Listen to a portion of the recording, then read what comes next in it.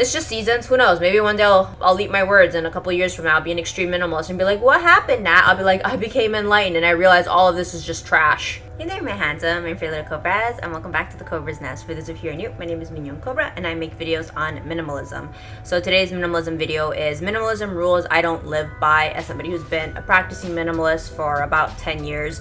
So yeah, I got 7 things that I want to talk about that are just like not my vibe. A lot of these I've already tried. They were not for me, and I think that was the whole point of minimalism. Try something, keep what works, declutter what doesn't. So I think you guys are going to enjoy this because the majority of my subscribers are minimalists. So without further ado, let's get into the video. Let's get it. Let's go.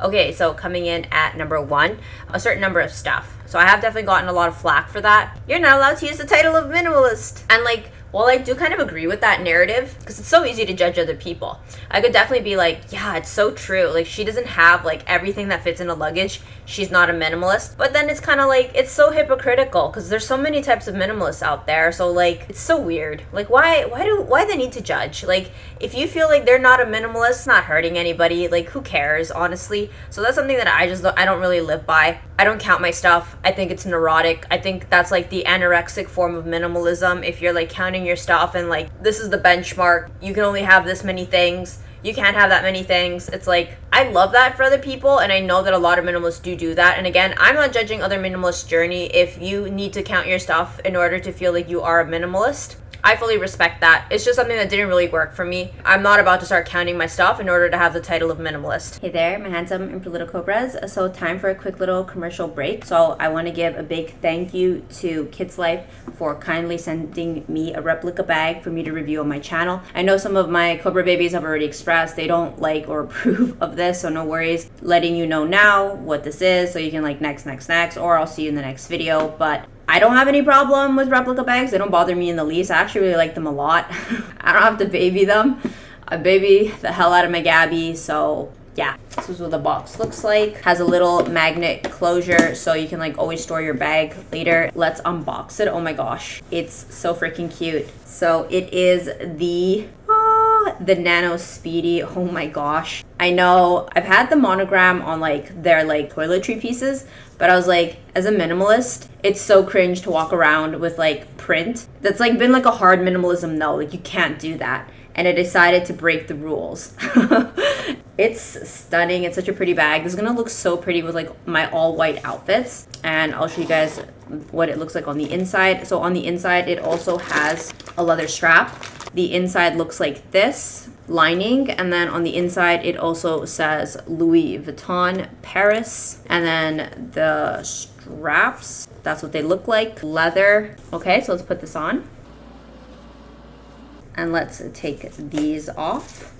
Oh my gosh, so freaking pretty, and it's just like the perfect size. I watched a bunch of tutorials on what will fit in there, and like you just like put that in. Chef's kiss. Wait, I want to see if like the iPhone, so this is the iPhone Pro Max 16, will fit in here. So okay, I might not. So I have put down all of their information. So I have put down all of Kitlife's information in the description box down below. I want to say thank you so much. And I also want to give a big thanks to my Cobra babies. I know that this is not everyone's cup of tea, but if you have stuck around to watch, I want to say the biggest thank you because this is only possible because of your continued support. So thank you so much. And let's continue on with today's regularly scheduled program. Okay, coming in at number 2. So thinking that extreme minimalism or essentialism is like the only correct form of minimalism, I think that, again, in a similar vein, I'm not here to judge other people. I actually did try extreme minimalism. I was an extreme minimalist for 2 years. All my stuff fit in a luggage. I only wore black. I did a lot of the classic minimalistic things, and I don't know, I wasn't really happy. And I felt like that was enough for me to quit the lifestyle. I was like, yeah, no. I didn't work this hard to like live out of a suitcase and like give hobo vibes. I'm not judging. I think that extreme minimalism is actually the most beautiful form of minimalism. It's better than my own minimalism. My minimalism is like borderline, just like middle class core. There's really nothing special about my minimalism except I'm like really happy here, and like that's the only reason. Otherwise, I think I would definitely embrace a more like extreme minimalistic version. It's really practical. It's really freeing. I I don't have to worry about my stuff. I don't have to worry about this. I don't have to worry about that. Very aesthetic. It's very beautiful. It's very money saving. It just didn't do it for me. I don't know. I just didn't like it. Whether it be I'm just not disciplined enough, I'm not enlightened enough. I was just like, I'm just not happy here. And like, I tried so hard. Like, I so wanted to be that girl. I so wanted to be an extreme minimalist. I just feel like that'd be so on brand for me. Like, could you imagine, like, I'm still living out of a suitcase and it's been like 5 years, because I was an extreme minimalist in 2020. Like, we love that for me. Like, I still live out of a suitcase. Like, that would be so hardcore. Like, that would be the vibes, but I couldn't do it. So that's just like something that I don't live by. I think now any form of minimalism is fine. Like, it's not even real. It's just a concept at the end of the day. Okay, coming in at number 3, living in like really empty space. I really did enjoy that when I first moved into this house. I didn't have some of this furniture. I was very anti-furniture in my minimalism. I was very like, no furniture, like, oh my god, like blasphemy. I just don't really subscribe to that notion. I didn't expect that I'd get as many PR packages as I have, even though I'm a minimalist. It has to go somewhere. I couldn't just keep putting it on the floor. Okay, that sounds like an excuse. It's a lot more organized putting it up there. Like, I don't know, just this is nice. Like, this works. Like, this is just like practical, and it's just it's aesthetic. It's nice to look at. And so because of that, I'm like, I don't need to live in an empty space. I don't need to sit on the carpet anymore. Although the bed is still on the floor because Japanese minimalism. But on the whole, I just feel like it's okay that I don't live in an empty space, and that's fine. The fourth thing that I don't subscribe to is like no joy in your material possessions. I know this is like a definitely like wacky one, but if you've watched any minimalism content, you'll know that this is a really popular narrative. It's like you cannot like your material possessions. I'm just like, how did we get here? And like, I totally get it, especially if you are into like the more Zen aspect of minimalism. And if you practice non-attachment, you're not supposed to find joy in your material possession. I do stand by that theory. Like, don't get me wrong. I do think that that's actually the correct framework. You shouldn't find joy or pleasure in your material possessions. I'm not a good minimalist, so unfortunately, I love my stuff. I love saying controversial stuff in this niche. So yeah, like, I still love my stuff. I find a lot of joy in my stuff. I love wearing my stuff. I feel really happy when I interact with my stuff. My stuff brings me a lot of joy. Does that make me like by far like the worst minimalist out there? Yes, I am definitely probably what a lot of people would consider like not a true minimalist, but like, do I care? No. Am I happy? Yes. Was that the whole point? Yes. So yeah, I don't buy into that narrative that like you're not supposed to find joy in your material possessions. I think I definitely pull a lot more Marie Kondo in my minimalism. Keep what sparks joy. And I'm definitely like not Fumio, where Fumio's like, don't have anything. It's just seasons. Who knows? Maybe one day I'll eat my words, and a couple of years from now I'll be an extreme minimalist and be like, what happened, Nat? I'll be like, I became enlightened and I realized all of this is just trash. But for the time being, it still makes me happy. Okay, so coming in at number 5, frequent, large, clickbaity declutters. I don't really buy into that anymore. I think when I was definitely trying to like prove myself to the community that I was a good minimalist, I definitely leaned hard into that narrative. I did frequent declutters. I decluttered things, like anything that could like be decluttered, it was a go. I was decluttering this, I was decluttering that, and I honestly think it kind of made me a bad minimalist. Like, hear me out. So like, I decluttered my stuff. I need to go out and buy something to replace it, and it was just like this weird poopy cycle, and it almost justified the poopy clothes that I bought, because like I wasn't gonna declutter something from Aritzia or Lululemon. Like, let's be for real, those things are like good quality, and I just got tired of the narrative. I was like, this seems very consumeristic. I was like, you know what, as a minimalist, I'm gonna call this out. I'm gonna call this out for what this is. These frequent and large declutters, it's giving consumerism, it's giving lack of gratitude. Like, why do we constantly like, what were we feeding in this? It just seemed like another form of hyperconsumption. Like, I consume all these clothes, all these material possessions, now I'm gonna chuck them.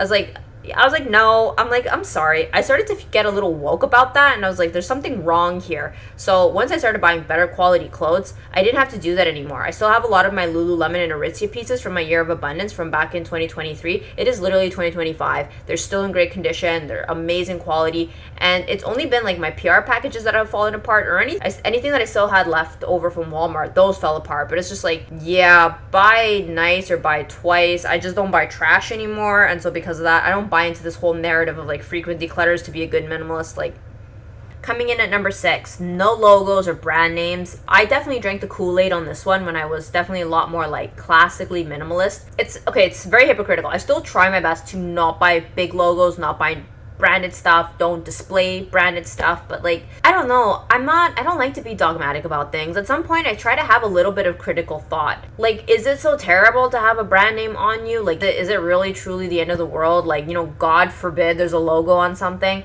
I try my best to not have brand name, but like 100% like take the label off the bottle, like cut out the stitch from the clothes. I'm like, I respect that for other minimalists, and I know that's really common in the community. And I did do that too. I was very anti-logo, but currently in my minimalism, I'm just like, I don't see that function, or I don't see that as like a holy grail. In short, I'm okay if something has a brand on it. I think like I'm not striving to be some sort of perfect minimalist anymore. I don't really care about that. That's not the point. For me, minimalism is just a tool. I pick it up when I need it to do what I need to do, and then I put it down when it's not serving me. So like, for example, like this was a PR package. I chose this. They didn't ask to send me this. Like, I literally chose this. I could have chosen the leather one that didn't have the logo on it, but I was like, I really like the Louis Vuitton logo. I mean, like, yeah, that probably makes me like an idiot, but like, I even have like a stainless steel version. Let me see if I can show you.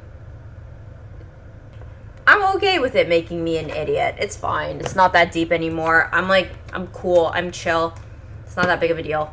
The seventh thing, minimalism rule that I don't buy into, and this whole idea of like you can't buy something new, like it has to be like thrifted, or like you can never shop like ever, or like hyperconsumption is the devil. Okay, fine. I do kind of sort of do believe hyperconsumption is the devil, but like, I'm reasonable. If I need to buy something, I'll buy something. If something is better to buy it new, I'm going to buy it new. I won't always make my default setting like the thrift store anymore, or like that it has to be Walmart, or it has to be cheap, or it can't be brand name, or it can't be good quality. I just feel like, what's the point? Like, if I need to make certain decisions, if something needs to be more expensive, or if I need to buy something, or something needs to be new, I'll make that decision. I just don't really feel like being dogmatic anymore, or being obsessive. It's just kind of like, it just seems unhealthy at this point. And very restrictive rules means you haven't really understand the nuance. It's in the nuance when you know you've like learned something correctly. So because of that, I'm just like, if I need to do something cheaply, I'll do it. If I need to buy something new or whatever, I'll do that too. It's like not that big of a deal. And I no longer beat myself up about it, because you guys know, as I've shown on this channel, oh, I was so hard on myself. But right now I'm just like, no, it's fine. Like, you are still a good minimalist. You're intentional. You're smart with your money. You make good decisions. That was the whole point. So comment down below if you agree or disagree with any of these. I would love to hear it, because most of you guys are minimalists, and this is always fun, and we love talking about minimalism. So comment down below, and I will see you guys in the next one. Thanks for watching. Bye.